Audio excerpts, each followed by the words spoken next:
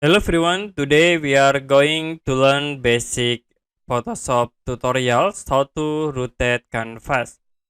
You can go to new file, click create, and if you want to rotate this canvas, we need to rotate for view. You can click an icon in here, hold, and then choose rotate view tools. Or you can click hold on canvas and you can rotate the view like this. You also can set rotation angle in here, like I will set into -15 to be rotate into 15 degree.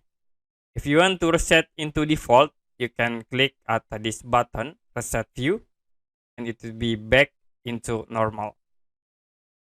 Okay, that's it for basic Photoshop tutorials, how to rotate canvas. And if you have any question about this tutorial, you can comment below this video.